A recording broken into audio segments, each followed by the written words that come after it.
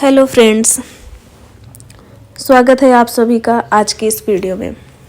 Friends, आज जो हम देखने वाले हैं स्कैन वो है एमआर ब्रेन और साथ साथ पिट्यूटरी ग्लैंड का स्कैन। ठीक है, तो इसमें हमें पेशेंट को जो हिस्ट्री दी है पेशेंट ने वो है अपर और लोअर लिम्ब वीकनेस की, और जो पेशेंट की एक और हिस्ट्री है वो है मतलब वो स्टॉप टॉकिंग या फिर बोल सकते हैं उसने बोलना बंद कर दिया है पेशेंट ने अचानक से।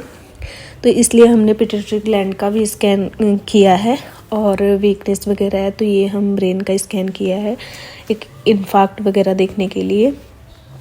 तो हम इसलिए जो स्कैन है हमारे पास वो है MRI brain with pituitary gland, और हमने इसका कंट्रास्ट भी किया है। तो हम चलते हैं देखते हैं कि इस पेशेंट को क्या प्रॉब्लम है। तो मैंने सोचा साथ के साथ आपको भी ये दिखा दूं, आपको भी बता दूं कि अगर पेशेंट ऐसी हिस्ट्री दे रहा है तो हमें क्या देखना होता है क्या नहीं। तो इसलिए मैंने ये स्कैन स्पेशली आपके लिए लिया है। तो मैं चलते हैं हम अपने टॉपिक की ओर। तो फ्रेंड्स, अगर आप पूरा वीडियो देखेंगे तो आपको बेटर समझ आएगा, ये सारी चीज़ें अच्छे से समझ आ जाएगी।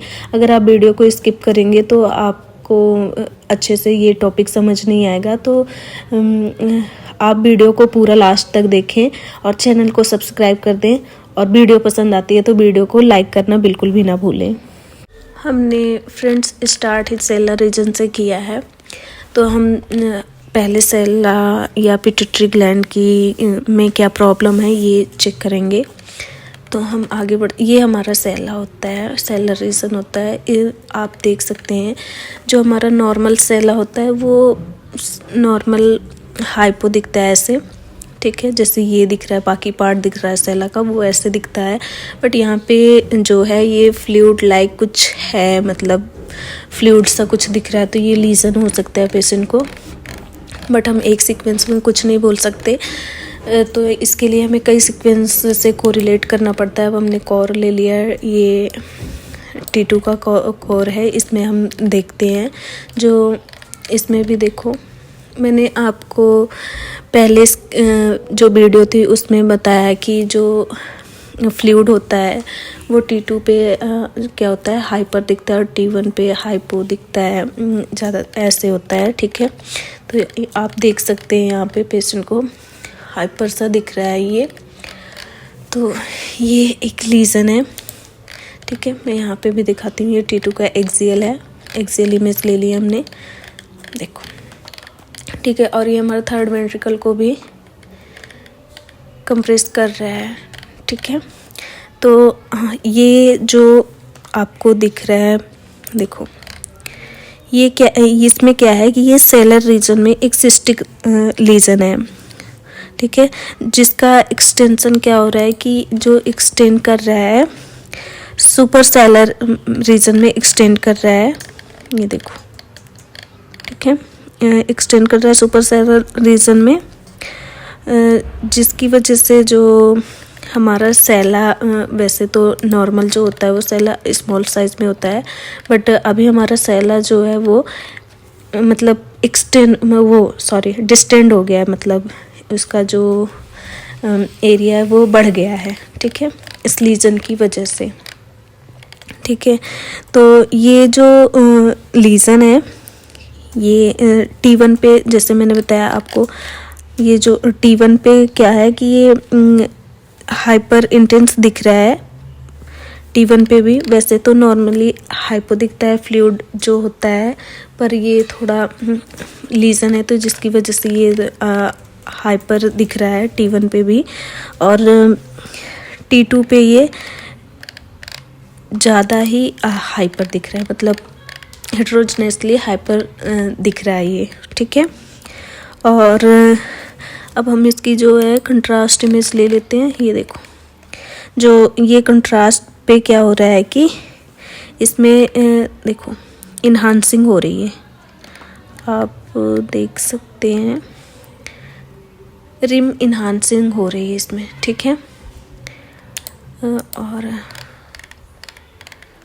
तो ये एक सिस्टिक लीजन है, ठीक, इसको हम बोलेंगे सिस्टिक लीजन है, सेलर रीजन में सिस्टिक लीजन है पेशेंट को, ठीक है।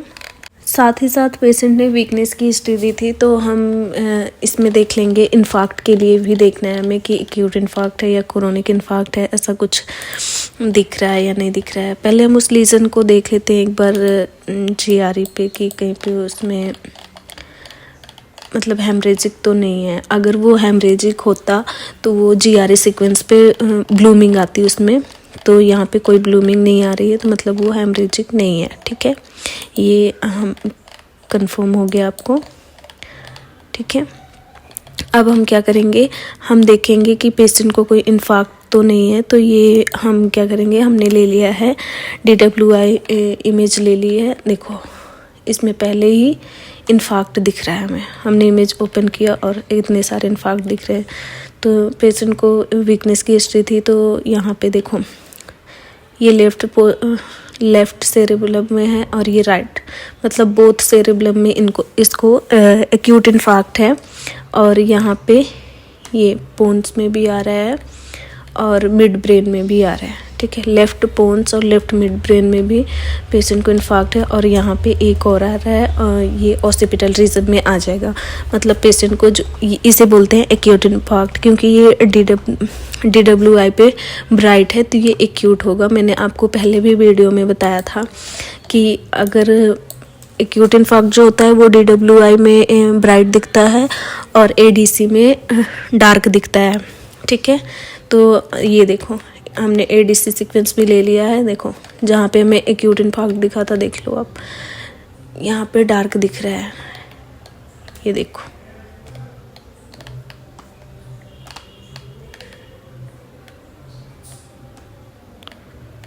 हो गया क्लियर, ये एक्यूट इन्फार्क्ट है।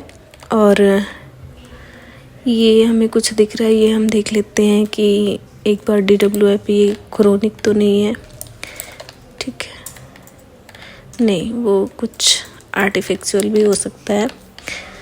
तो आज हमने देखा कि पेशेंट को इन्फार्क्ट भी है, एक्यूट इन्फार्क्ट, वो भी मल्टीपल है, और साथ से ही साथ उसको पेशेंट को लीजन भी है, ठीक है, जो सेलर रीजन में या पिट्यूटरी ग्लैंड में लीजन भी है। पेशेंट को एक सिस्टिक लीजन है।